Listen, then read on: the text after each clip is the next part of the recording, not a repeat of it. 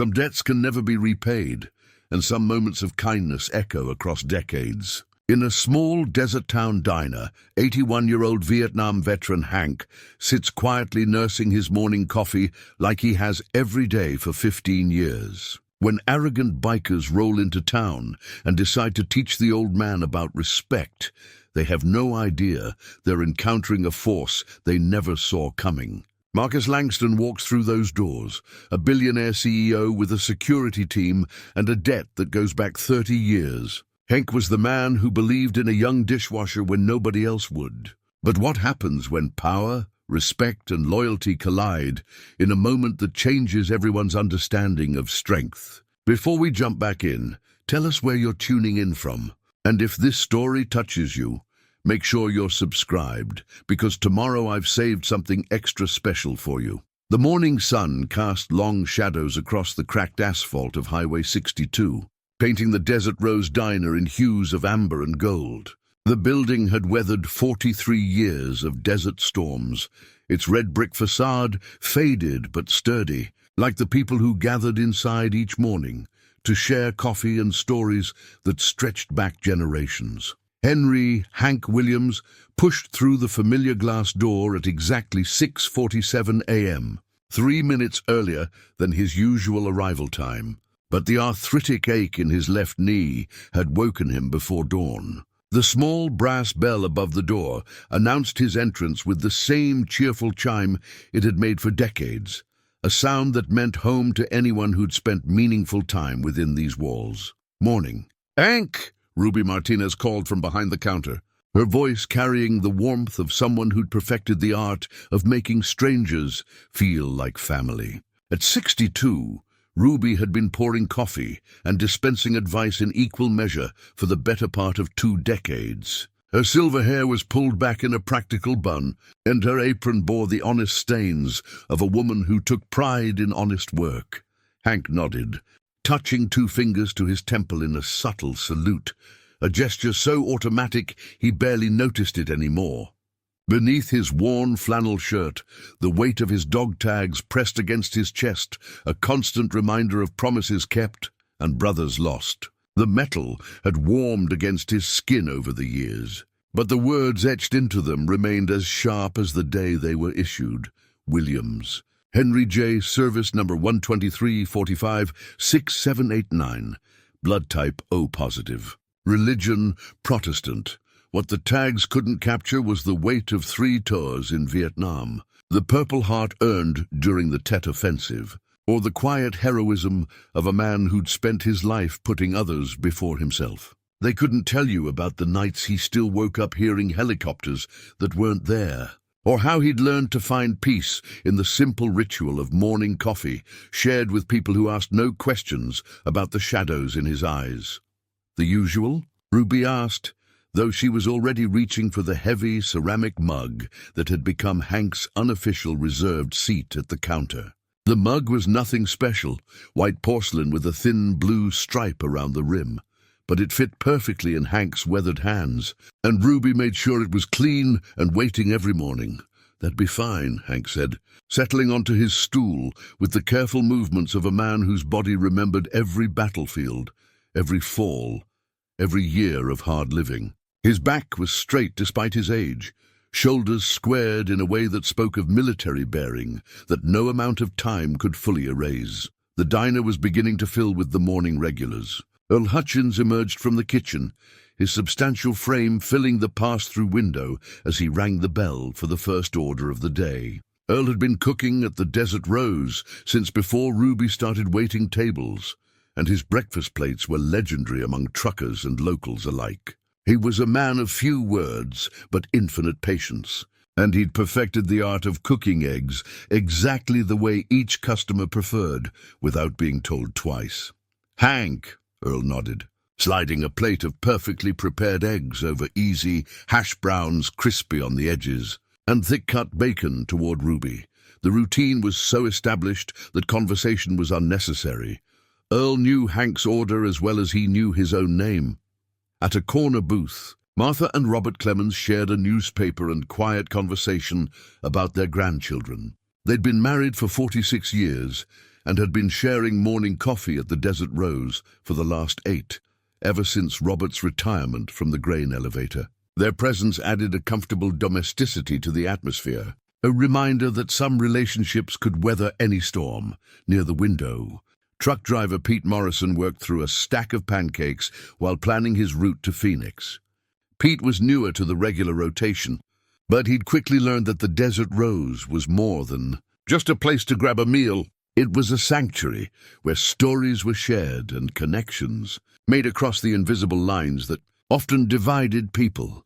Ruby poured Hank's coffee with practiced precision, leaving exactly the right amount of room for the cream he never added, but somehow needed the space for anyway. "You see the news about that big CEO coming through town today?" she asked, though her tone suggested the question was more conversation starter than genuine inquiry. Hank wrapped his hands around the warm mug, feeling the familiar comfort of morning ritual. "Can't say I pay much attention to such things," he replied, though his eyes flickered toward the small television mounted in the corner where a business news program played, with the sound turned low. "Marcus Langston," Ruby continued, wiping down the already clean counter with the automatic movements of someone who'd spent years perfecting efficiency, "made himself quite a fortune according to the papers. Started with nothing, they say."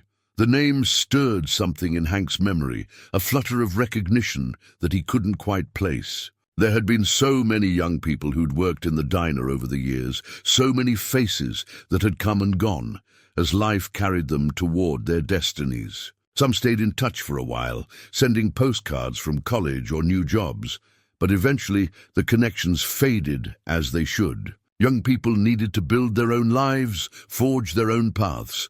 "Good for him," Hank said simply, taking a sip of coffee that was exactly the right temperature, exactly the right strength. Ruby had a gift for reading people, for knowing when they needed strong coffee to face a difficult day or something milder to ease them into morning. Earl appeared at the pass-through again, this time with a plate that smelled like heaven and looked like home. The eggs were cooked perfectly, the bacon crispy but not overdone, the hash browns golden brown with just a hint of onion. It was food prepared with care by someone who understood that a good meal could be a form of prayer, a way of showing love without words.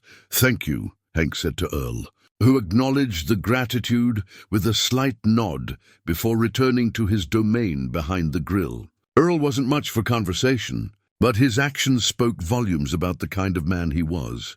Steady, reliable, committed to doing his job well, regardless of who was watching. As Hank ate, he listened to the gentle hum of conversation around him. Martha was telling Robert about their daughter's promotion at work. Pete was explaining to Ruby why he preferred the southern route through Arizona. A young couple in the far booth was planning their wedding with the earnest intensity that only comes with first love and endless possibility. These were the moments that mattered, Hank reflected, not the grand gestures or dramatic confrontations that filled the evening news, but the quiet connections between people who chose to treat each other with dignity and respect. The Desert Rose Diner had become a refuge for those who understood that simple truth, a place where the artificial barriers of the outside world seemed to dissolve in the face of shared humanity. The morning light continued to shift and change, painting new patterns on the worn linoleum floor and highlighting the small details that made the diner feel like home. The coffee was always fresh, the food was prepared with care, and the people who gathered here each morning had created something rare in modern America, genuine community built on mutual respect and shared values. Hank finished his breakfast with the same deliberate pace that marked all his movements, savoring each bite, not just for the flavors, but for the ritual itself. In a world that seemed to accelerate daily, the Desert Rose remained a place where time moved at a human pace, where conversations could develop naturally and relationships could deepen through countless small interactions. As he reached for his wallet to pay for breakfast, Hank's fingers brushed against the small photograph he'd carried for more than 30 years, a picture of his unit taken just before their final deployment. Most of those young faces were gone now, claimed by time or war or the accumulated weight of memories too heavy to bear. But their sacrifice had meaning because of places like this, because of people who still believed in treating others with kindness and dignity. Ruby waved away his money with a gesture that had become routine. "It's on the house today, Hank. You know Tuesday's special." There was no Tuesday special, of course. Ruby simply believed in taking care of the people who'd earned her respect. And Hank had earned that respect through years of quiet dignity, small acts of kindness, and the kind of presence that made everyone around him feel safer and more valued. "Much obliged," Hank said, leaving a generous tip that Ruby would pretend not to notice until after he'd gone. It was a dance they'd perfected over the years, a way of allowing each person to give according to their means and receive according to their need. The Desert Rose Diner was more than just a restaurant. It was a testament to the possibility of human connection across all the divisions that seemed to matter so much in the outside world. Here, a Vietnam veteran and a Hispanic waitress could share mutual respect. Here, a truck driver and retired farming couple could find common ground. Here, the simple act of sharing a meal could become a form of communion that nourished more than just the body. As Hank prepared to leave, he touched his chest briefly, feeling the weight of his dog tags beneath his shirt. They were a reminder of service, of sacrifice, of young men who'd given everything for an ideal that sometimes seemed distant but never disappeared entirely. That ideal lived on in places like the Desert Rose, in people like Ruby and Earl, in the simple understanding that everyone deserved to be treated with dignity and respect. The morning was just beginning, and the diner would continue to fill with people seeking more than just food and coffee. They came for connection, for the reassurance that in an increasingly complicated world, some things remained simple and true. They came because they'd learned that the Desert Rose Diner was a place where the best parts of human nature could still flourish, where kindness wasn't seen as weakness and respect wasn't negotiable. Outside, the desert stretched endlessly in all directions, beautiful and harsh and indifferent to human concerns. But inside the Desert Rose, humanity had created something precious, a space where the values that had built communities and sustained relationships for generations could still find expression in the simple act of sharing morning coffee with people who'd become family not through blood, but through choice. The rumble reached them first, a deep, mechanical growling that seemed to rise from the desert itself. Conversations paused mid-sentence as heads turned toward the windows, watching as a line of motorcycles materialized from the heat shimmer on Highway 62. The bikes moved in formation, their chrome catching the morning sun like weapons, their riders dark silhouettes against the vast blue sky. Ruby's hand tightened around the coffee pot as she counted them.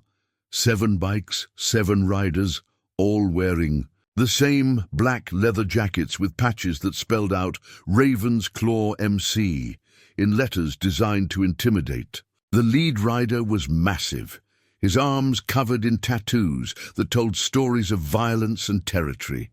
His beard was streaked with grey, but his eyes held the cold calculation of someone who'd learned early that fear was the most reliable currency. The vintage cash register at the end of the counter seemed to sense the approaching tension.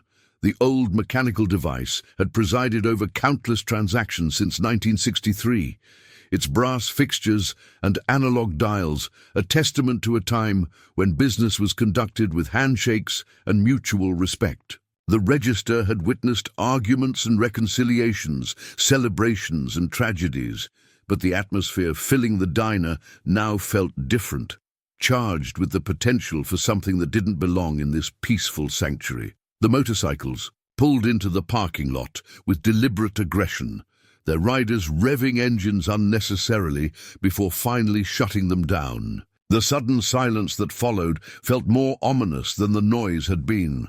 Through the windows, the diners watched as 7 men dismounted their bikes and approached the entrance with the swagger of people who'd never learned to doubt their own authority. Hank set down his coffee cup with steady hands, but his eyes had taken on the alertness of someone whose instincts had been honed by survival. He recognized the type: men who confused intimidation with strength, who believed that fear was equivalent to respect. He'd encountered their kind in every theater of war, and too many small towns to count.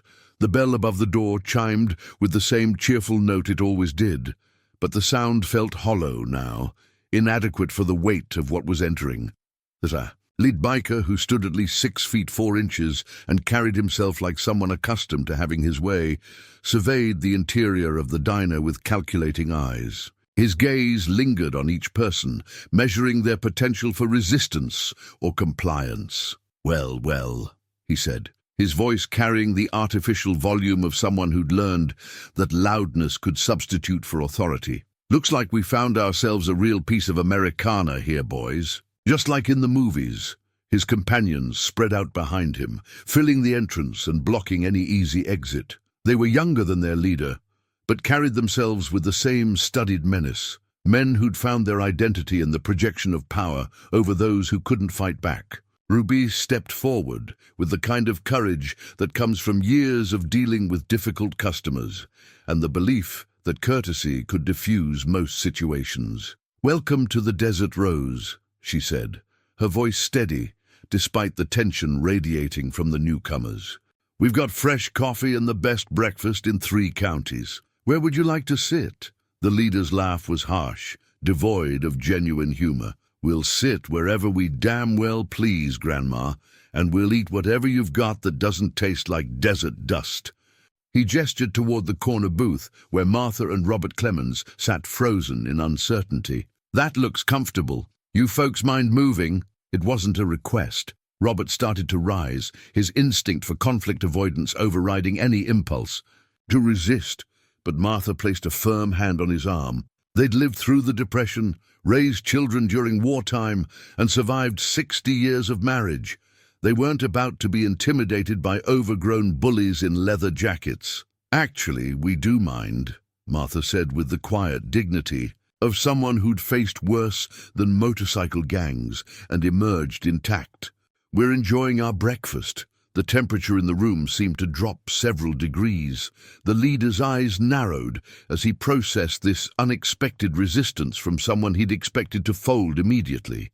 His hand moved to rest on the large belt buckle that was clearly designed to intimidate, his stance shifting into something more predatory. "I don't think you heard me correctly, old woman," he said, his voice taking on an edge that promised consequences.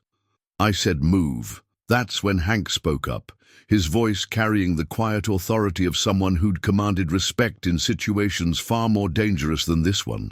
"The lady answered your question. They're enjoying their breakfast." He didn't stand, didn't raise his voice, didn't make any threatening gestures.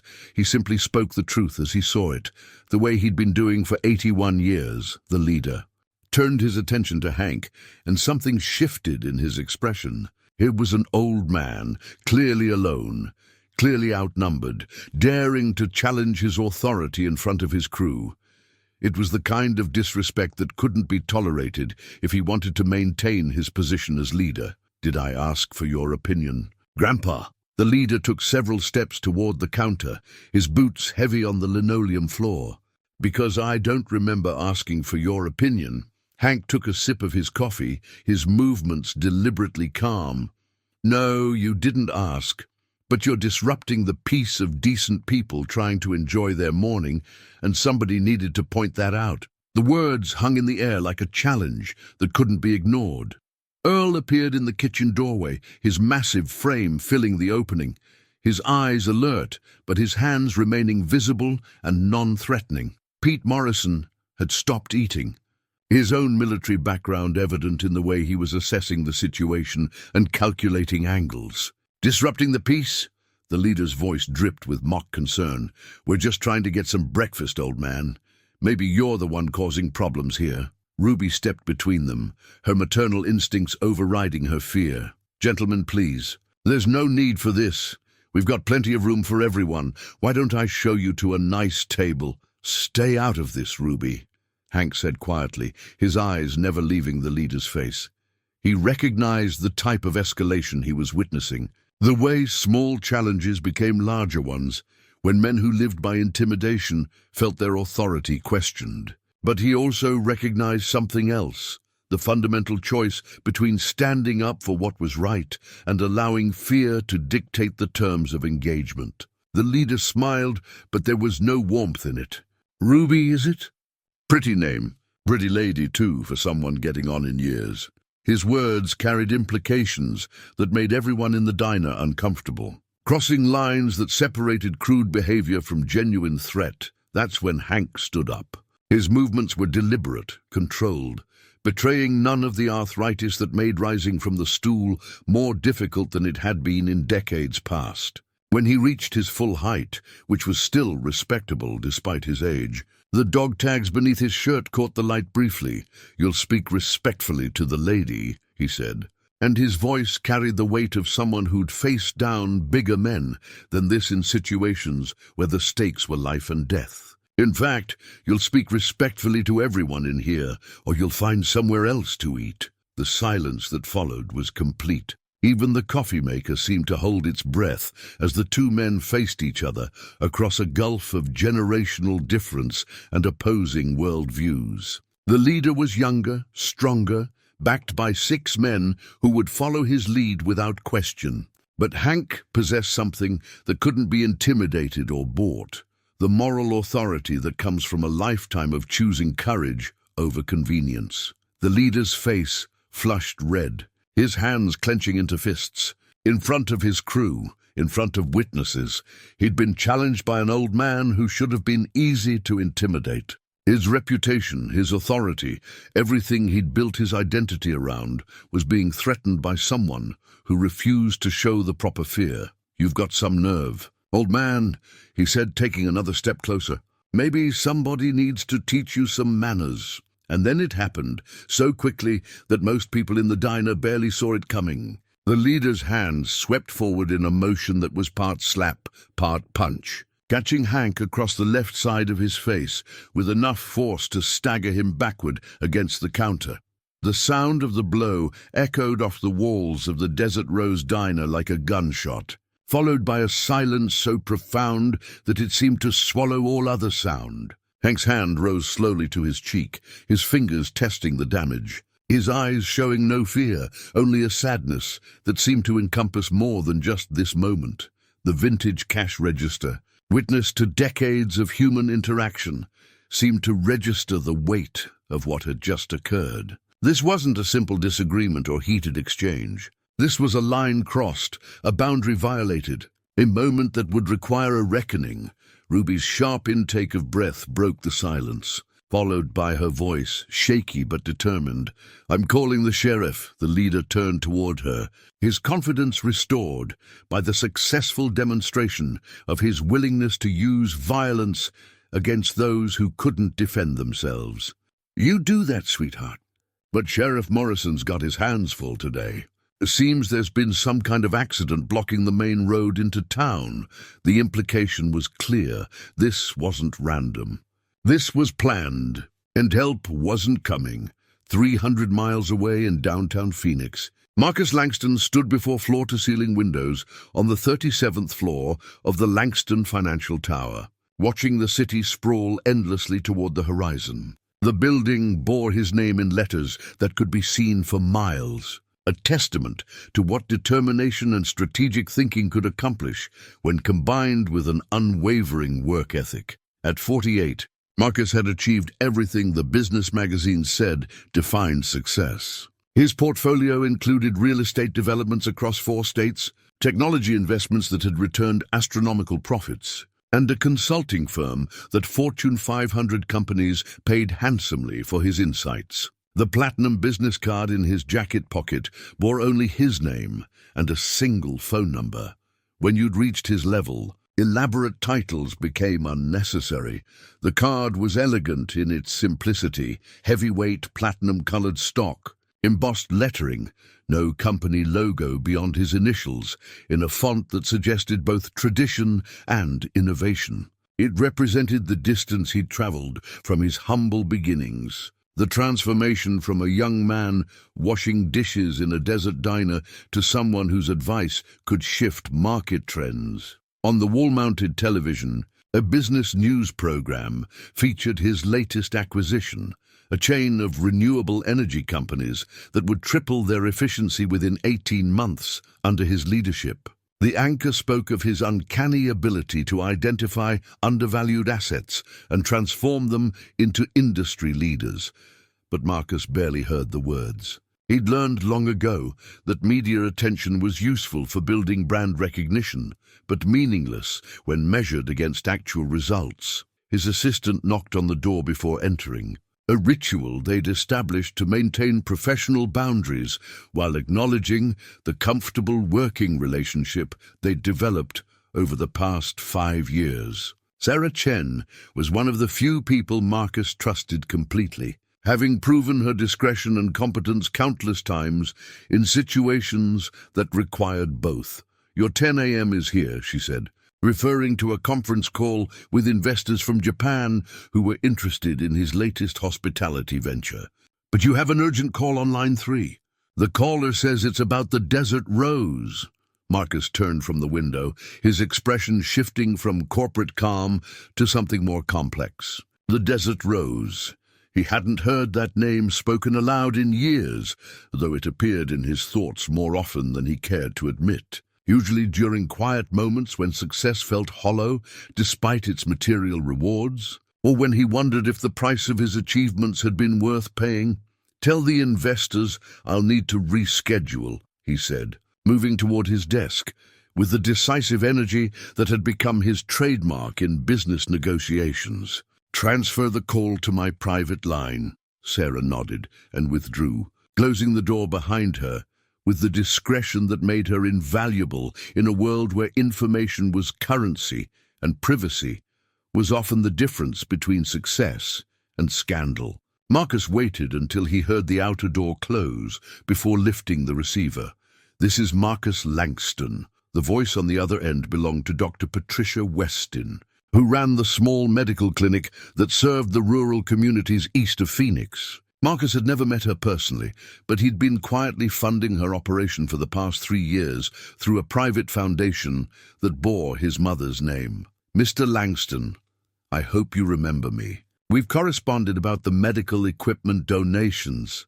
Her voice carried the strain of someone trying to maintain professional composure while dealing with an urgent situation. "I'm calling because there's been an incident at the Desert Rose Diner, and I thought you should know." Marcus felt something cold settle in his stomach. The Desert Rose wasn't just a restaurant to him.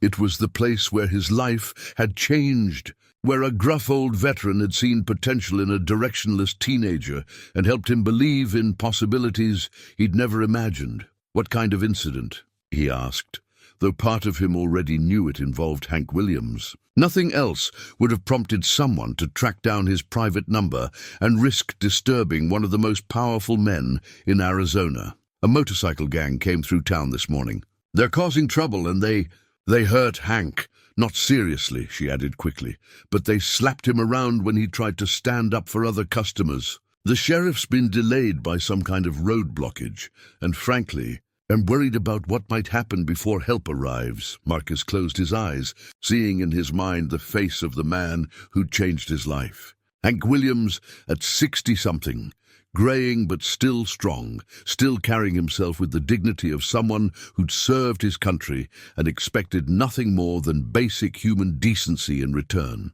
Hank, who'd covered for him when he needed time off for job interviews. Hank, who'd quietly paid for his textbooks when the scholarship money ran short. Hank, who'd believed in him when he couldn't believe in himself. "How bad is the situation?" Marcus asked, already calculating travel time and resources. "Bad enough that Ruby Martinez risked calling me instead of waiting for official channels. She knows you've been helping the clinic, and she thought you might care enough to know that the man who helped you get started is in trouble." The weight of obligation settled on Marcus like a familiar burden. Not legal obligation, he owed Hank nothing that could be measured in contractual terms. But moral obligation was a different matter entirely. And Marcus had learned long ago that the debts that mattered most were the ones that could never be fully repaid. "Tell Ruby I'm on my way," he said, his mind already shifting into the strategic mode that had served him well in countless business crises. "And Dr. Weston? Thank you for calling." He disconnected and immediately dialed his head of security, a former Marine colonel named James Mitchell, who understood that loyalty was more valuable than money and that some situations required immediate action without extended explanations. "Mitchell, I need a team assembled in 15 minutes. Full detail but low profile. We're going to handle a personal matter that requires discretion and possibly some persuasion." "Understood, sir." "How many personnel?" Marcus considered the question carefully. "Too few, and they might not be able to handle whatever they encountered. Too many, and they'd look like an invading force, which would complicate an already delicate situation. 6, including yourself. Experienced, but people who understand that we're there to diffuse a situation, not escalate it. This isn't about intimidation, it's about restoring order and protecting someone who matters to me. We'll be ready." "Sir." Marcus hung up and stood for a moment, looking out at the city he'd conquered through intelligence, determination, and the lessons learned in a small diner where an old veteran had taught him that success meant nothing if you forgot the people who helped you achieve it. He pulled out his platinum business card and studied it for a moment. The elegant design, the quality materials, the understated luxury, all of it represented the distance between who he'd been and who he'd become. But distance could be measured in more than miles or money. Sometimes it was measured in the years between acts of kindness and opportunities to repay them. Marcus slipped the card back into his jacket and headed for the door. The Desert Rose Diner was 300 miles away, but in his mind he was already there, ready to honor a debt that had shaped everything he'd become since the day he'd walked out of that kitchen for the last time, carrying dreams that an old soldier had helped him believe were possible. The city spread out below his windows, vast and impersonal, full of people pursuing their own versions of success. But Marcus was no longer thinking about markets or acquisitions or strategic advantages. He was thinking about an old man who'd shown kindness to a young dishwasher, and how some debts could only be repaid by passing that kindness forward when it mattered most. The helicopter lifted off from the private helipad atop the Langston financial tower, carrying Marcus and his security team into the desert sky. As Phoenix fell away below them, Marcus found himself transported back 30 years to a time when his biggest worry was whether he'd have enough money for gas to get to work. He'd been 18 then, fresh out of high school with no college prospects and no clear direction for his life. His mother worked double shifts at a factory to keep food on the table, and his father had been absent since Marcus was 12. The Desert Rose Diner had been his refuge from a home that felt more like a reminder of everything he couldn't afford than a place of comfort and security. The job had been simple enough: wash dishes, clean tables, take out trash, and stay out of Earl's way during the breakfast rush. The pay was minimum wage, plus whatever tips the waitresses felt like sharing, which usually amounted to just enough to cover his contribution to the household expenses and gas for the beaten-up Honda Civic that his mother had bought from a co-worker for $300. But Hank Williams had seen something in the angry, defensive teenager that Marcus himself hadn't recognized. Where others saw a young man with an attitude problem and limited prospects, Hank saw potential that needed direction and encouragement. The old veteran had a way of making observations that cut through teenage bravado and reached the insecurities beneath. Marcus remembered the exact moment when everything had started to change. He'd been washing dishes during the morning rush, working mechanically through the endless stacks of plates and coffee cups, when Hank had appeared beside him with a cup of coffee and a question that seemed casual but felt loaded with significance. "You planning to wash dishes for the rest of your life, son?" The question had stung because it forced Marcus to confront the fact that he had no plan beyond getting through each day. He'd mumbled something about the work being honest and the money being decent, But Hank had seen through the deflection immediately. Nothing wrong with honest work, Hank had agreed, sipping his coffee while watching Marcus scrub dried egg yolk off a plate. But you've got something in your eyes that tells me you're thinking about bigger things. Question is whether you're going to do something about it or just keep thinking.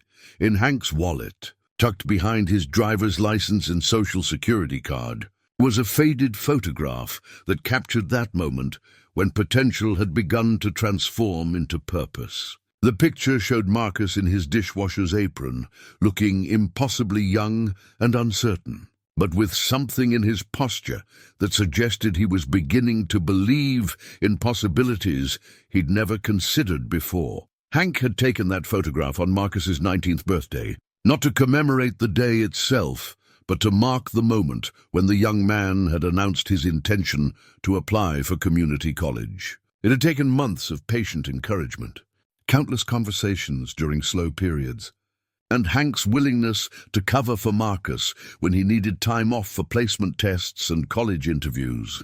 The old veteran had never made his assistance feel like charity. Instead, he'd framed every act of help as an investment in someone who would eventually pay it forward. When Marcus had worried about the cost of textbooks, Hank had quietly arranged for the diner to hire him for extra cleaning shifts that somehow always paid exactly what the books cost. When Marcus needed to adjust his work schedule for classes, Hank had convinced Earl to be flexible in ways that the cook rarely was for anyone else. "You remind me of myself at your age," Hank had told him one evening as they closed the diner together. "Too proud to ask for help, too stubborn to admit when you're in over your head, and too smart for your own good. Difference is, I had to learn everything the hard way. You've got a chance to learn from someone else's mistakes." The mentorship had extended beyond practical help with school and work. Hank had taught Marcus about dignity in labor, about treating every person with respect, regardless of their station, about the difference between confidence and arrogance. Most importantly, he taught him that success without character was just elaborate failure. Marcus had carried those lessons with him through community college, then through the state university, where he'd earned a business degree, then through the early years of his career, when integrity had seemed like a luxury he couldn't afford. Every major decision had been filtered through the question of what Hank would think, what Hank would do, whether the choice would honor the investment that the old man had made in a directionless teenager. The photograph had been Hank's way of saying that he believed the investment would pay off. On the day Marcus had received his acceptance letter to the university, Hank had presented him with a framed copy of that same picture, along with a handwritten note that Marcus still kept in his office safe. "Success isn't measured by how far you climb," the note had read, "but by how many people you lift up along the way. Don't forget where you came from, and don't forget who helped you get there." Marcus had tried to stay in touch during his college years, calling the diner regularly and visiting when he could afford the gas money. But as opportunities had multiplied and responsibilities had increased, the calls had become less frequent, the visits more sporadic. The last time he'd seen Hank had been 15 years ago, at the opening of his first major development project, when the old veteran had driven 3 hours to attend a reception where he'd known no one except Marcus. Hank had seemed smaller that day, worn down by age and the accumulated weight of memories, but his pride in Marcus's success had been unmistakable.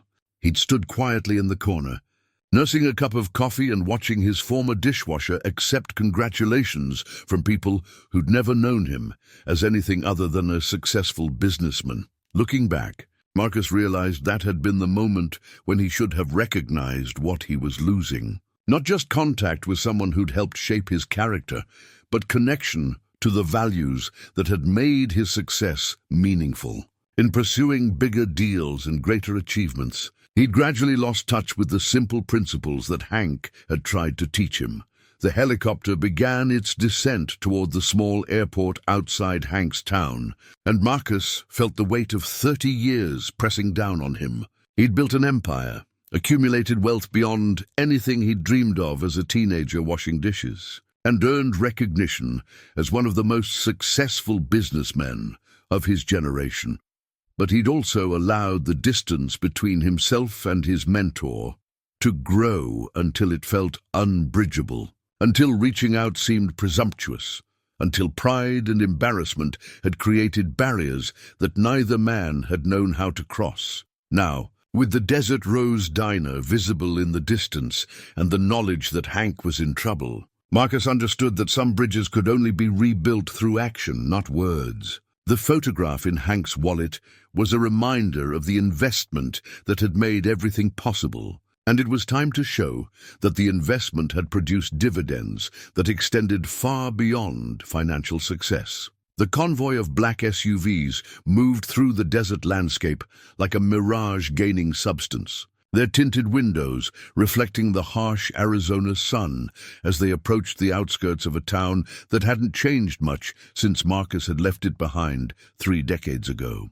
The helicopter had deposited them at a small airfield 20 miles out, where Mitchell's team had already secured ground transportation and established communication protocols. Marcus sat in the lead vehicle, watching familiar landmarks emerge from his memory like photographs developing in slow motion. There was the old water tower with its faded paint and bullet holes from decades of teenage mischief. There was the abandoned gas station where he'd worked weekends during his senior year, learning from its owner that customer service was about dignity rather than servitude.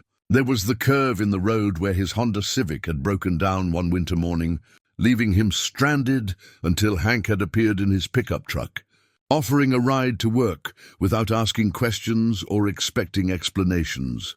Each landmark carried weight, not just from nostalgia, but from the accumulation of small moments that had shaped the person he'd become. The teenager who'd walked these streets had been angry at the world for the circumstances of his birth, resentful of the limitations that poverty imposed, and convinced that success was something that happened to other people. The man returning now understood that perspective had been both understandable and ultimately limiting. Mitchell's voice came through the communication system, calm and professional. "Sir, we're approximately 5 minutes from the target location.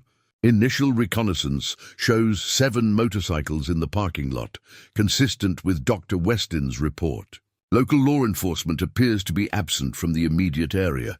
Marcus nodded, though his attention was focused on the memories that seemed to gain clarity with each mile. The Desert Rose Diner had been more than just his workplace.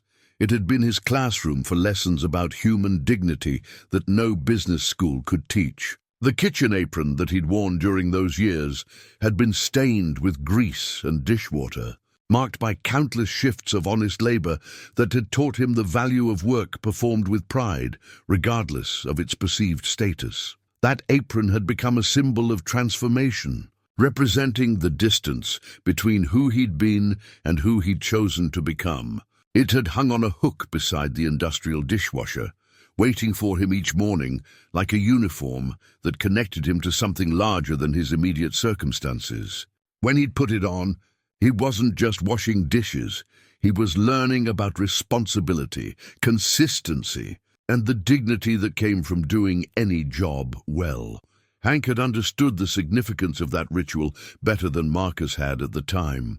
The old veteran had watched the teenager's gradual evolution from sullen compliance to genuine engagement, noting how the quality of his work had improved as his attitude had shifted. More importantly, Hank had recognized that the apron represented possibility, the idea that current circumstances didn't define future potential. You wear that apron like it means something. Hank had observed one particularly busy morning when Marcus had worked through the breakfast rush without complaint or unnecessary conversation. That's the difference between people who succeed and people who just get by. Understanding that every job is preparing you for the next one. The convoy passed the old elementary school where Marcus had spent his earliest years, its playground equipment replaced, but its basic structure unchanged. The building brought back memories of childhood, dreams that had seemed impossible, but had somehow become reality through the combination of opportunity and effort that Hank had helped him recognize. Mitchell's team maintained professional silence, But Marcus could sense their curiosity about this deviation from his usual business operations. He'd built his reputation on strategic thinking and calculated risk assessment, not on personal vendettas or emotional responses to old grievances. The decision to personally intervene in a situation involving rural crime seemed inconsistent with the measured approach that had made him successful, but Marcus understood something his security team couldn't fully grasp. Some obligations transcended strategic thinking. The debt he owed to Hank Williams wasn't measurable in financial terms or reducible to cost-benefit analysis. It was the kind of obligation that defined character and tested the values that success was supposed to represent. The town's main street appeared ahead of them, unchanged, except for the subtle accumulation of years that had faded paint and weathered signage. The hardware store where he'd bought his first toolkit still displayed the same hand-painted sign. The barbershop where he'd gotten his hair cut before job interviews still featured the same red, white and blue pole. The small library where he'd studied for placement exams still maintained the same modest dignity that had made it a refuge during his most uncertain years. As they approached the Desert Rose Diner, Marcus felt the weight of time compressing, collapsing the years between the person he'd been and the person he'd become. The building looked smaller than he remembered, more weathered but somehow more substantial, as if its significance had grown even as its physical presence had diminished.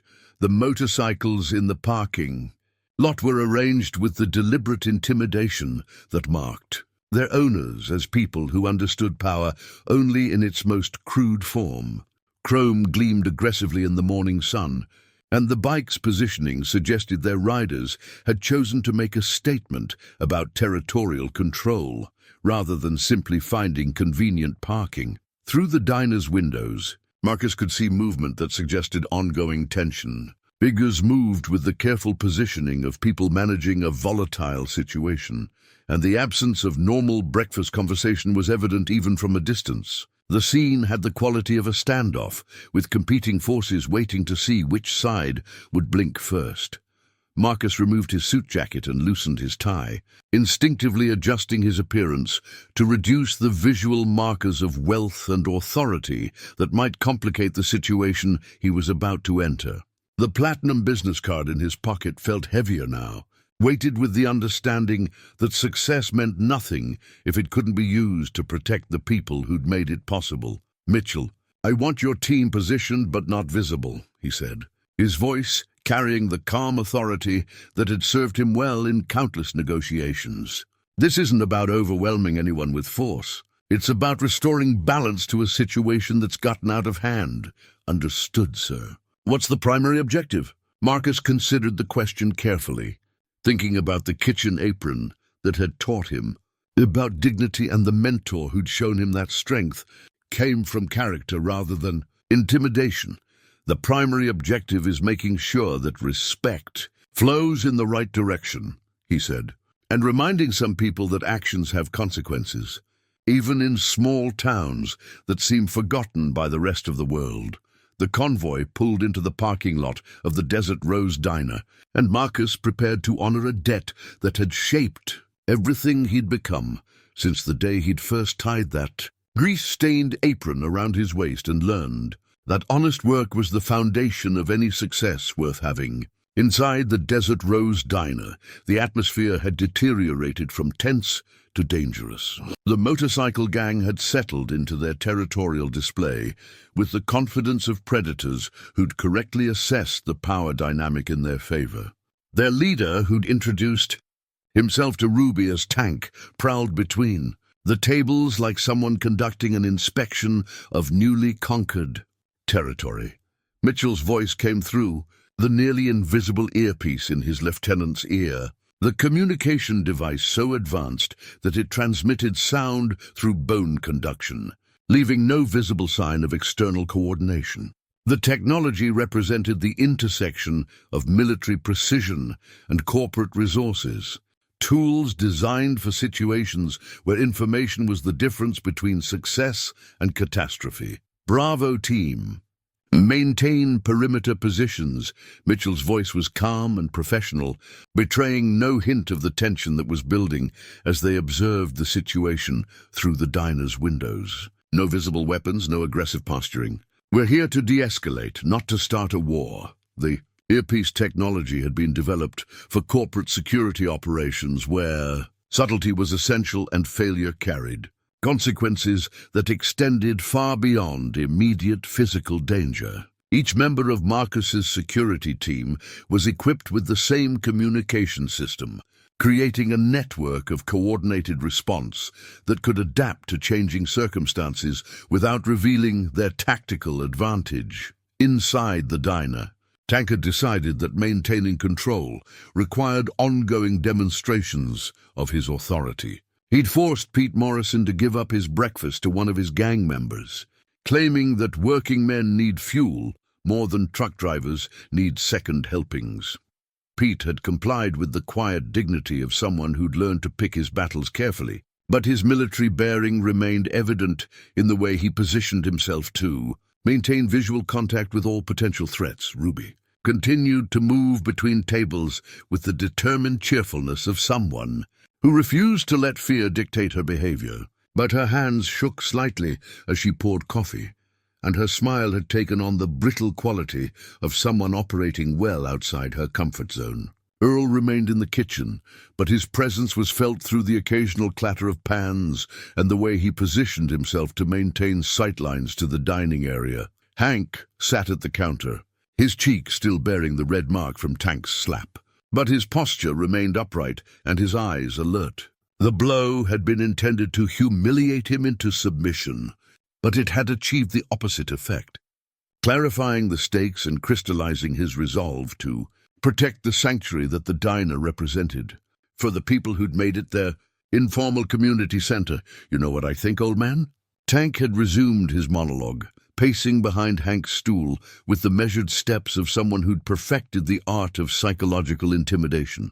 I think you've spent so much time being the big man in this little pond that you forgot what happens when real authority shows up.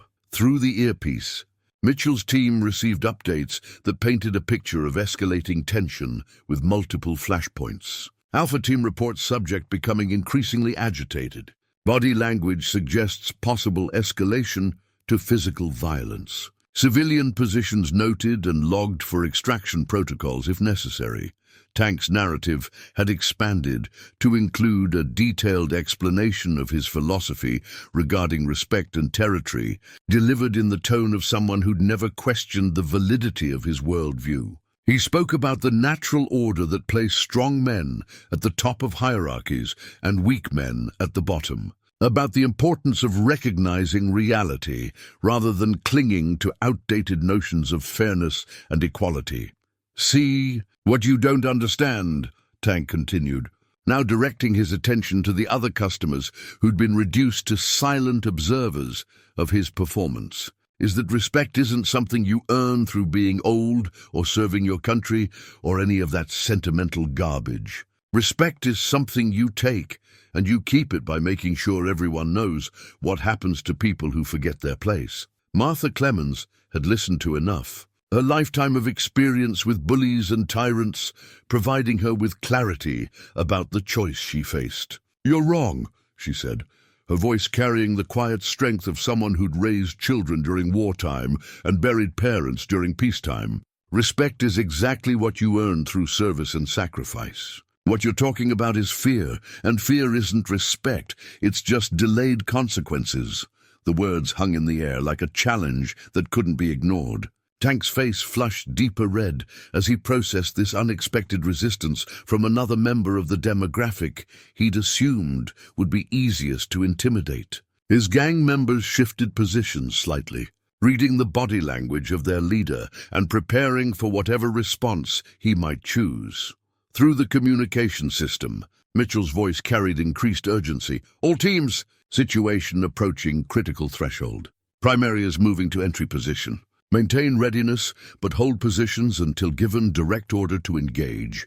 Outside, Marcus had emerged from the lead SUV and was approaching the diner with the calm determination of someone who'd spent decades learning to project authority without aggression. His team remained in position, their earpieces providing constant updates about civilian positions and potential complications. But their primary focus was on supporting their employer's decision to handle the situation personally. Inside, Tank had moved closer to Martha's table, his intention clearly to make an example that would restore his damaged authority. "You got something else you want to say, grandmother? Because I'm thinking maybe you need the same lesson in manners that your boyfriend over there just received." Robert Clemens started to rise, his protective instincts overriding his practical assessment of the situation, but Martha placed a firm hand on his arm. "Stay seated, Robert. This man isn't worth the effort it would take to teach him proper behavior."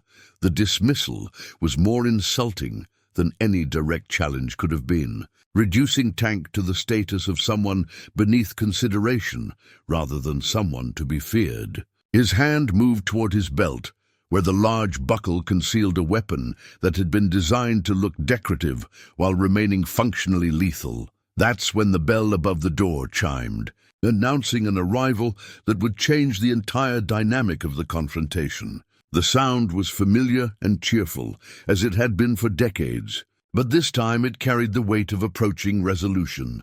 Through their earpieces, Mitchell's team heard the final positioning updates. Primary has entered the target location. All teams maintain current positions and await further instructions. Remember, we're here to support, not to replace his authority in this situation. The moment that Marcus Langston stepped through the door of the Desert Rose Diner, the careful balance of power that Tank had spent the morning establishing began to shift in ways that none of the participants could have anticipated. The silence that followed Marcus Langston's entrance was profound, as if the entire Desert Rose Diner had taken a collective breath and forgotten to exhale. He stood in the doorway for a moment, his presence filling the space in a way that had nothing to do with physical size and everything to do with the quiet authority that success had taught him to project. Tank turned toward the newcomer with the casual arrogance of someone who'd spent the morning establishing his dominance and saw no reason to expect this latest arrival to present any meaningful challenge. The man in the doorway was well-dressed, but not ostentatiously so, carrying himself with confidence, but without obvious signs of physical threat. To Tank's eyes, he looked like exactly the kind of soft businessman who would fold quickly when confronted with real authority. "Sorry, a friend," Tank said, his voice carrying the mock politeness that had become his signature approach to establishing control. "We're having a private meeting here. Maybe you should find somewhere else to grab your coffee." Marcus stepped fully into the diner, letting the door close behind him with the same cheerful chime that had announced his arrival countless times 30 years ago. His eyes swept the room, taking in the tableau of intimidation that Tank had constructed. But his gaze lingered longest on the figure sitting at the counter. Hank Williams looked older than Marcus had expected, more fragile despite the straight-backed posture and alert eyes that still marked him as someone not to be underestimated. The red mark on his cheek told the story of what had transpired, and Marcus felt something cold and focused settle in his chest. Not anger exactly, but the kind of clarity that came when all the complexity of a situation reduced itself to simple moral mathematics. "Hank," Marcus said quietly, and his voice carried across the silent diner like a stone dropped into still water. "It's been too long." The old veteran turned slowly on his stool, his expression shifting from alert wariness to something approaching disbelief. 30 years had changed Marcus from a lanky teenager into a man who commanded rooms through presence alone. But the voice was unmistakable, and the eyes held the same intelligence that Hank had recognized and nurtured decades ago. "Marcus." Hank's voice carried wonder and uncertainty in equal measure. "Marcus Langston?" The name rippled through the diner like an electric current. Ruby's hand flew to her mouth as recognition dawned. Earl appeared in the kitchen doorway, his face reflecting the same amazement that was spreading through the small group of witnesses. Even Martha and Robert Clemens exchanged glances of understanding. They'd followed Marcus's rise through the business pages, but seeing him here, in their small sanctuary, transformed him from celebrity to reality. Tank's expression shifted from confidence to confusion as he processed the implications of what he was witnessing. The dynamic he'd spent the morning constructing was being threatened not by resistance, but by the arrival of someone who clearly belonged here in ways that transcended his crude understanding of power and authority. "I got your message," Marcus said, moving toward the counter with steps that seemed to carry the weight of years and the lightness of homecoming simultaneously, though it took me too long to respond. In his jacket pocket, Marcus carried a letter that he'd written 15 years ago but never found the courage to send. The handwritten pages, written on his personal letterhead during a moment of clarity that had been overwhelmed by the demands of expanding business, contained words that had been waiting for the right moment to be spoken aloud. The letter began with an apology for the distance that success had created, an acknowledgement that achievement without gratitude was hollow, and a recognition that some debts could never be fully repaid but should never be forgotten. It continued with specific memories of lessons learned and kindnesses received, moments that had shaped not just his career, but his character in ways that business school could never teach. Tank stepped forward, his territorial instincts overriding his growing uncertainty about the situation he was facing. "Hold on there, fancy man. Like I said, we're having a private meeting.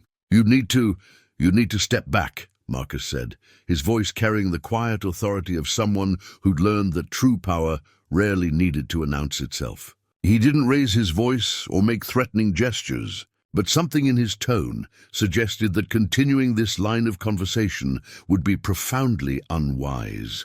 Through the windows, Tank's gang members could see the black SUVs that had arranged themselves in the parking lot with the subtle precision that marked professional security operations. The positioning wasn't aggressive, but it was unmistakably deliberate, creating a perimeter that suggested resources far beyond what a small-town confrontation should warrant. Hank stood slowly from his stool, his movements careful but determined. "Marcus, you didn't need to come. This is exactly why I needed to come," Marcus interrupted gently. "Because 30 years ago, when I was washing dishes in that kitchen, you taught me that some things matter more than convenience or safety or strategic thinking. You taught me that decent people look out for each other, and that respect flows from character, not from intimidation."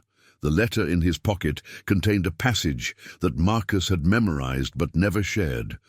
"You saw potential in an angry teenager who didn't believe in himself, and you invested time and energy and your own resources in helping him become someone worth believing in. Everything I've achieved since then has been built on the foundation you helped me construct, and I've never forgotten that debt, even when I've been too proud or too busy to acknowledge it." Properly, Tank's uncertainty was growing into something approaching, alarm, as he began to understand that he'd miscalculated badly. The morning had started as a simple exercise in establishing dominance over easy targets, but it was transforming into something far more complex and potentially dangerous. "Now wait just a minute," Tank said, his voice losing some of its earlier confidence. "I don't know who you think you are, but I know exactly who I am," Marcus said, reaching into his jacket to retrieve the letter that had been waiting 15 years for the right moment. "I'm someone who owes this man a debt I can never fully repay. I'm someone who learned about dignity and respect in this diner when I was young enough to still be shaped by good examples. And I'm someone who has the resources and determination to make sure that respect flows in the right direction." He handed the letter to Hank, whose weathered hands trembled slightly as he recognized the careful handwriting that spoke of effort and intention rather than casual correspondence. Ruby moved closer, her eyes bright with tears she hadn't expected to shed. "Marcus, honey, we all knew you'd done well for yourself. But seeing you here, standing up for Hank like this, Earl emerged fully from the kitchen, wiping his hands on his apron with movements that spoke of emotional overwhelm rather than practical necessity. "Boy, I remember when you couldn't reach the top shelf in the dish pit. Look at you now." The transformation in the room's atmosphere was complete. What had been a confrontation between predators and prey had become something entirely different. A reunion between people bound by shared history and mutual respect, witnessed by intruders who were beginning to understand that they'd walked into something far larger than their crude understanding of power could contain. Tank looked around the diner, seeing his authority evaporating as the people he'd spent the morning intimidating found strength in the arrival of someone who represented not just success, but the validation of values they'd never stopped believing in, even when those values had seemed powerless against crude force. The letter in Hank's hands was about to reveal depths of connection and obligation that would redefine everyone's understanding of what was at stake in this small-town confrontation. Hank's hands shook slightly as he unfolded the letter. 15 years of careful storage, evident in the way the creases had been preserved, and the paper had maintained its quality despite the passage of time. The handwriting was Marcus's, but from a younger version of the man who now stood before him, more uncertain, more vulnerable, carrying the weight of success that hadn't yet learned to wear itself with confidence. "Dear Hank," the letter began, and Hank's voice carried the words aloud, sharing them with the assembled group as if they were meant to be witnessed. "I've started this letter 100 times, and I never find the right words to say what you mean to me and what you did for a kid who didn't deserve the investment you made in him." Tank shifted uncomfortably as the letter continued, his understanding of the situation evolving from simple territorial dispute to something far more complex and personally threatening. The people he'd spent the morning intimidating were revealing connections and loyalties that extended far beyond what his crude assessment had identified. "You mortgaged your house to help pay for my textbooks," Hank continued reading, his voice growing stronger with each word. "I found out years later when I was successful enough to afford my own investigators. You never told me, never made me feel like charity, never suggested that your sacrifice was anything more than an investment in someone you believed in." Marcus stepped closer to the counter, his presence filling the space between past and present. "You covered my shifts when I had job interviews. You taught me that dignity came from the quality of work, not the prestige of the position. You showed me that success without character was just elaborate failure. Through the diner's front door, the threshold that had separated his old life from his new one for 3 decades, Marcus could see his security team maintaining their perimeter positions. The door had witnessed countless entries and exits, arrivals and departures, hellos and goodbyes that marked the rhythm of a community that measured time in relationships rather than transactions. That same door had framed his last exit 30 years ago, when he'd walked out carrying dreams that Hank had helped him believe were possible. It had been painted several times since then, weathered by desert storms and faded by relentless sun, but it remained the boundary between the sanctuary of the diner and the uncertainty of the world beyond. Tank attempted to reassert control over a situation that was slipping away from him with gathering momentum. "This is all very touching," he said, his voice carrying the strained quality of someone trying to project authority he no longer felt. "But we still have business to finish here. Old debts and friendship stories don't change the fact that your grandfather here needs to learn some respect." Marcus turned toward Tank with the measured precision of someone who'd learned to project power without wasting energy on unnecessary displays. "You're right about one thing," he said, his voice carrying the quiet authority that had served him well in countless negotiations. "Respect does need to be established here. The question is whether you're going to learn it through demonstration or through experience." The front door chimed again as Dr. Patricia Weston entered, her medical bag in hand and her expression mixing professional concern with personal involvement. Her arrival shifted the dynamic once more. adding another layer of community connection that complicated Tank's ability to maintain the narrative of isolated confrontation he'd been constructing. "Hank, I came as soon as I could," Dr. Weston said, moving toward the counter with the confident stride of someone accustomed to taking charge of medical situations. Ruby called and said there'd been some trouble. Her eyes took in the scene quickly, the red mark on Hank's cheek, the positioning of the motorcycle gang, the tension that filled the air like electricity before a storm. But her gaze lingered longest on Marcus, recognition dawning as she connected the businessman from news reports with the young man from Ruby's stories about the diner's history. "Dr. Weston," Marcus said, nodding respectfully toward the woman whose discretion had made this intervention possible. "Thank you for making that call." It was exactly the right thing to do. Tank's gang members were beginning to show signs of uncertainty as they processed the implications of what they were witnessing. The simple dynamic of intimidation they'd expected was transforming into something far more complex, involving networks of connection and obligation that extended well beyond the confines of a small-town diner. Marcus pulled out his phone with the casual gesture of someone who'd learned that true power often operated through apparently mundane actions. "Mitchell," he said, and his voice carried through the diner's silence like a stone dropped into still water. "I need you to contact Sheriff Morrison and let him know that the road closure situation has been resolved. I expect he'll be available to respond to calls again within the next few minutes." The implications were clear to everyone in the room, though they'd been delivered with the understated precision that marked professional communication. Tank's face grew pale as he processed the suggestion that the morning's convenient absence of law enforcement had been neither convenient nor accidental, and that the balance of power he'd assumed was far more complex than his crude assessment had indicated. Through the front door, community members had begun to gather in the parking lot. Word had spread through the informal networks that connected small-town residents, and people were arriving to check on friends and neighbors while maintaining the careful distance that preserved everyone's safety. Their presence added weight to the situation, transforming it from an isolated incident into a community concern. Ruby moved behind the counter with renewed confidence, her demeanor shifting from fear to something approaching defiance. "Tank, isn't it?"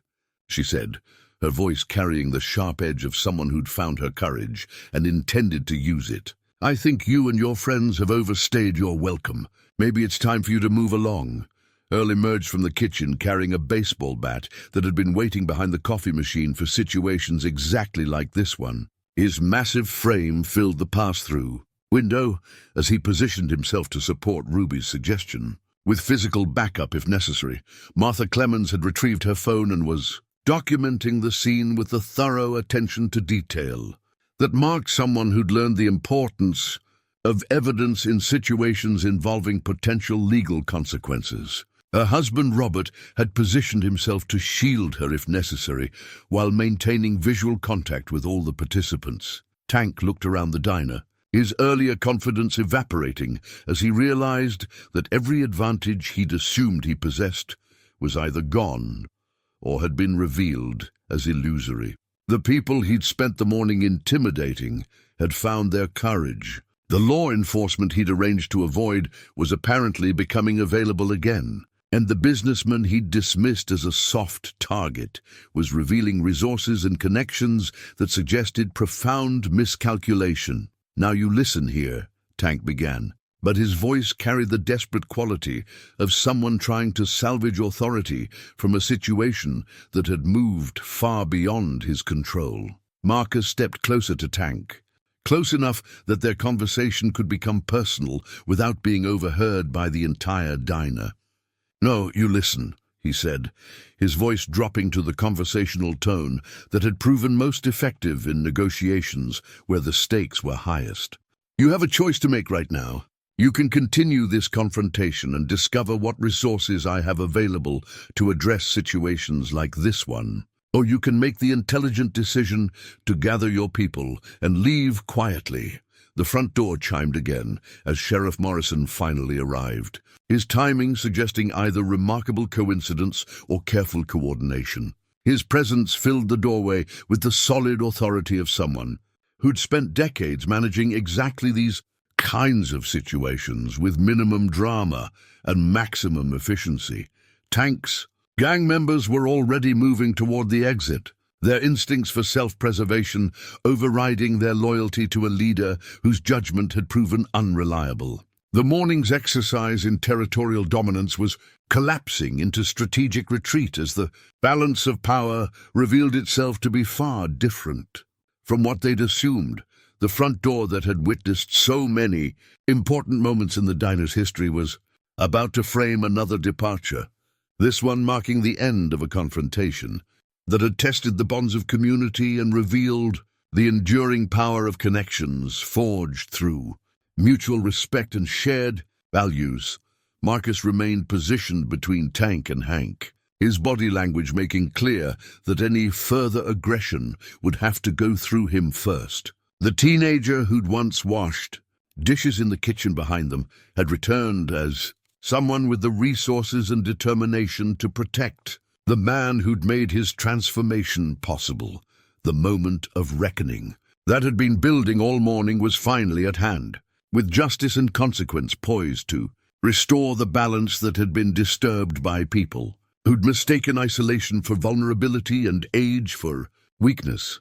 Tank's desperation manifested as one final attempt to salvage his authority through the only means he'd ever understood: intimidation, backed by the threat of violence. His hand moved toward the concealed weapon at his belt, but his movement was interrupted by a gesture from Hank that carried more power than any physical threat. The old veteran reached into his shirt pocket and withdrew a small, worn case that had traveled with him for more than 50 years. His fingers, weathered by age but steady with purpose, opened the case to reveal the Purple Heart Medal that had been awarded for wounds received during the Tet Offensive in 1968. The medal caught the morning light, streaming through the diner's windows. Its purple ribbon faded, but its significance undiminished by the passage of time. The bronze heart bore the profile of George Washington and the words, "For military merit," but the true weight of the decoration lay in what it represented: service, sacrifice, and the kind of courage that emerged when ordinary people chose to stand for something larger than themselves. "You want to know about respect?" Hank said, his voice carrying the quiet authority of someone who'd earned the right to speak about honor and duty. "This is what respect looks like. Not the kind you take from people who can't fight back, but the kind you earn by putting yourself between danger and the people who need protection." The effect on Tank's gang members was immediate and profound. Several of them had military backgrounds, and the sight of the Purple Heart shifted their understanding of the morning's events in ways that Tank's leadership couldn't overcome. They'd spent the day intimidating and assaulting a decorated combat veteran, crossing lines that their own code of honor couldn't tolerate. Sheriff Morrison stepped fully into the diner, his presence adding the weight of official authority to a situation that had already tilted decisively against Tank's position. "Gentlemen," he said, his voice carrying the measured tone of someone who'd handled countless similar situations, "I understand there's been some trouble here this morning." Tank's hand fell away from his belt as he processed the implications of what he was facing. The Purple Heart had transformed the narrative from simple confrontation to something far more serious: an assault on a decorated veteran witnessed by multiple community members and documented by people with the resources to ensure consequences. Marcus stepped closer to Sheriff Morrison, his movement creating a visual alliance between legitimate authority and community responsibility. "Sheriff, Mr. Williams was assaulted this morning by this individual," he said, gesturing toward Tank with the controlled precision that marked professional communication. "There are multiple witnesses, and I believe Ruby has documentation of the threats that preceded the physical violence." Ruby nodded, her phone already displaying the video evidence she'd managed to capture during the morning's confrontation. "I got most of it recorded," she said, her voice stronger now that help had arrived and justice seemed possible. The threats, the intimidation, and the moment when he hit Hank. Earl emerged from behind the counter, carrying a towel wrapped around something that suggested he'd been prepared for the situation to escalate beyond verbal confrontation. His massive frame and protective positioning made clear that Hank's opportunity for physical intimidation had passed. If it had ever truly existed, Dr. Weston moved toward Hank with her medical bag, her professional concern overriding the dramatic tension of the moment. "Let me take a look at that cheek," she said, her voice carrying the calm authority of someone accustomed to treating injuries while managing crisis situations. Tank looked around the diner, seeing his authority evaporating as the people he'd spent the morning intimidating revealed connections and resources that extended far beyond what his crude assessment had identified. The Purple Heart had recontextualized everything, transforming him from someone exercising power into someone who'd committed an unconscionable act against a person who'd earned respect through genuine sacrifice. "This is all a misunderstanding," Tank began, his voice carrying the desperate quality of someone trying to rewrite history while it was still being recorded. "We were just having a conversation that got a little heated." Sheriff Morrison's expression made clear that such explanations wouldn't be sufficient. "Sir, I'm going to need you and your associates to step outside while I take statements from the witnesses. And I'll be requiring identification from all of you." The Purple Heart continued to catch the light as Hank carefully returned it to its case, the gesture marking both the end of one chapter and the beginning of another. The medal had served its purpose, reminding everyone present about the values that separated civilization from chaos, respect from fear, honor from intimidation. Marcus watched as Tank's gang members filed toward the exit, their earlier swagger replaced by the careful movements of people who'd realized that their morning's work would have consequences extending far beyond what they'd anticipated. The front door of the Desert Rose Diner framed their departure like a judgment, separating those who belonged in the sanctuary from those who'd violated its peace. Justice was finally beginning to flow. In the right direction, Mitchell appeared in the doorway, with the quiet efficiency that marked professional security operations. His corporate security badge visible but understated, representing legitimate authority rather than intimidation. The badge bore the Langston financial logo and his credentials as head of corporate security, symbols of a world where power was exercised through legal channels and institutional accountability. "Sheriff Morrison," Mitchell said, nodding respectfully toward the local law enforcement officer. "My team has documented the license plates and identification information for all the vehicles in question. We're prepared to provide full cooperation with your investigation." The interaction between Mitchell and Sheriff Morrison demonstrated the difference between legitimate authority and the crude power that Tank had attempted to wield. Both men understood the proper channels for addressing criminal behavior, the importance of evidence and procedure, and the responsibility that came with the ability to enforce consequences. Tank's face had drained of color as he processed the implications of professional security, documentation, and official law enforcement involvement. What had started as a simple exercise in small-town intimidation was transforming into a criminal investigation with resources and reach that extended far beyond his ability to influence or escape. "Now hold on," Tank began, his voice carrying the desperate quality of someone trying to negotiate from a position of weakness. "Maybe we can work something out here. No real harm was done, just a misunderstanding between men." Sheriff Morrison's expression made clear that such negotiations weren't within his purview. "Sir, assault is assault, regardless of the age of the victim or the circumstances that preceded it. I'll be placing you under arrest and reading you your rights." The formal arrest proceeded with the calm efficiency that marked professional law enforcement. Tank's gang members watching as their leader was handcuffed and informed of the charges against him. Several of them had already begun to distance themselves from the situation.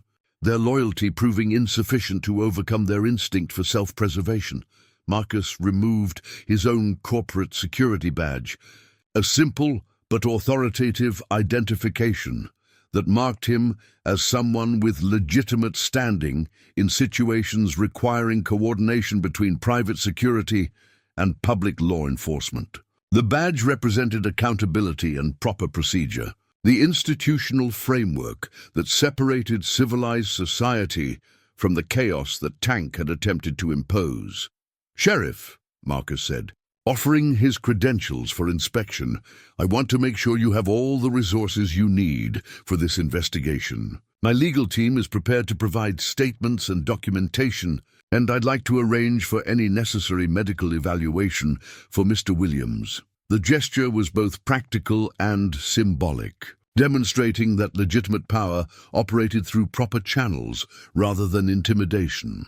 Marcus's resources were being deployed not to overwhelm or circumvent justice, but to ensure that justice operated as efficiently and thoroughly as possible. Hank watched the proceedings with the quiet satisfaction of someone who'd seen right triumph over might through the application of principle rather than force. The Purple Heart Medal in his pocket had served as a reminder of values worth defending.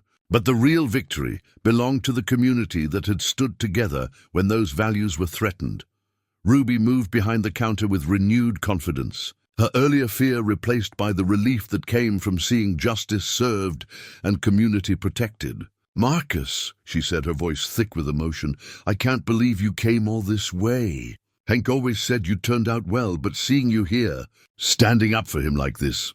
Earl emerged from the kitchen carrying a fresh pot of coffee, his gesture marking the transition from crisis to resolution, from confrontation to celebration. The simple act of preparing refreshments for the people who'd stood together during the morning's trial carried its own significance in the culture of the Desert Rose. Dr. Weston completed her examination of Hank's injuries, her professional assessment confirming what everyone could see. The physical damage was minimal, but the emotional impact of the assault and its resolution would resonate far beyond the immediate moment. As Tank was escorted to the sheriff's patrol car, the parking lot filled with community members who'd gathered to witness the conclusion of the morning's drama. Their presence testified to the networks of connection and mutual support that Tank had failed to recognize when he'd chosen to target what he'd assumed was an isolated and vulnerable population. Marcus moved toward Hank, the distance between them closing after 3 decades of separation that success and pride had made seem unbridgeable. The corporate security badge in his hand represented legitimate authority, but the real power in the moment came from something far simpler: the reunion of mentor and student, the honoring of debts that transcended financial calculation. "Hank," Marcus said, his voice carrying years of gratitude that had never found proper expression. "I'm sorry it took something like this to bring me home." The old veteran smiled, his hand reaching out to clasp Marcus's shoulder with the familiarity that time had weathered but never broken. "Sometimes the important conversations only happen when they have to," he said. "What matters is that you came when it counted." Outside, the last of the motorcycle gang was being loaded into police vehicles, their departure marking the end of a confrontation that had tested the bonds of community and revealed the enduring power of values worth defending. 3 hours later, the Desert Rose Diner had transformed from a scene of confrontation into something approaching celebration. The last of the police vehicles had departed, taking Tank and 2 of his associates to face charges that would ensure their intimidation tactics would be addressed through proper legal channels. The remaining gang members had been released with warnings and the clear understanding that their continued presence in the community would be unwelcome. Ruby had insisted on preparing a proper meal for everyone who'd stood together during the morning's trial, her way of marking the transition from crisis to recovery, while honoring the bonds that had made their victory possible. The tables that had been sites of intimidation now hosted conversations about community, resilience, and the simple truth that decent people looking out for each other could overcome, forces that seemed overwhelming when faced. Alone, Marcus sat across from Hank at the same counter where he'd eaten breakfast 30 years ago. But the conversation had evolved far beyond the simple exchanges between mentor and student that had marked their original relationship. They were speaking now as equals who'd traveled different paths, but arrived at similar understandings about what mattered most in life. The scholarship fund will be substantial, Marcus was explaining, his business instincts automatically organizing the practical details of giving back to the community that had shaped him. Enough to send 20 students a year to community college, with additional support for those who want to continue to 4-year institutions. Hank nodded, his approval evident but measured. That's generous, Marcus, but make sure you structure it so the kids have to work for it.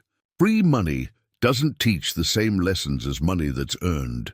The wisdom was vintage Hank Williams, understanding that the process of earning something was often more valuable than the thing itself. That character was built through effort rather than gifted through charity. Marcus had learned that lesson washing dishes and bussing tables, but hearing it articulated again reminded him why Hank's mentorship had proven so enduringly valuable. Dr. Weston had remained to ensure that Hank's injuries were properly documented and to provide medical clearance for the legal proceedings that would follow.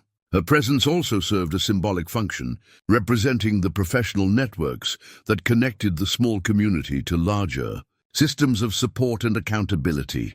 Earl emerged from the kitchen carrying a camera that had probably been used to document countless celebrations and milestones in the diner's history.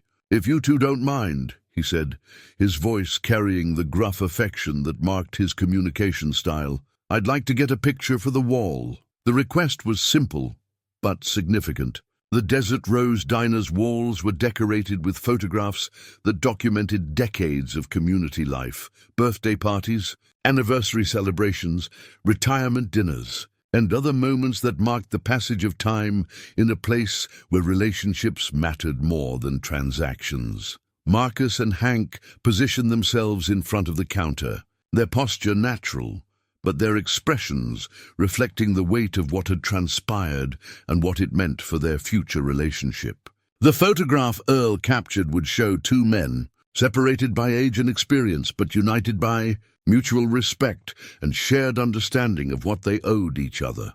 Ruby watched the scene with the satisfaction of someone who'd witnessed justice served and relationships restored. "You know," she said to Marcus, "Hank talks about you more than he probably should." "Always wondered if you'd ever find your way back here." Martha and Robert Clemens had remained throughout the afternoon, their presence testament to the bonds that connected community members who'd shared both ordinary mornings and extraordinary challenges. Their marriage had weathered 46 years of changes and difficulties, and they understood the value of loyalty that transcended convenience. Pete Morrison had delayed his departure for Phoenix, choosing to witness the resolution of a situation that had tested his own military values. His presence served as a reminder that the community extended beyond permanent residence, to include everyone who'd found sanctuary and respect. Within the diner's walls, Sheriff Morrison completed his paperwork with the thoroughness that marked professional law enforcement, but his satisfaction was evident. Justice had been served without violence, community bonds had been strengthened rather than broken, and the proper balance between order and freedom had been restored through institutional channels rather than vigilante action. Mitchell's security team had withdrawn to a respectful distance, their professional duty completed, but their presence still available if needed. The corporate resources that Marcus had deployed hadn't overwhelmed the situation, but had supported it, ensuring that legitimate authority could operate effectively without being circumvented or undermined. As the afternoon light began to shift toward evening, casting longer shadows through the diner's windows, Marcus made a commitment that would reshape his relationship with the place that had made him who he was. "I'll be back next month," he told Hank, "and every month after that. Some debts require ongoing payments, Hank smiled with the contentment of someone who'd seen an investment pay dividends beyond what he'd ever imagined possible. "Just remember," he said, "the payment isn't money or visits or even scholarship funds. The payment is remembering what you learned here and passing it on to the next person who needs someone to believe in them." The new photograph would join the others on the wall, documenting not just a reunion, but a recommitment to values that connected past and future through the simple act of treating people with the dignity and respect they deserved.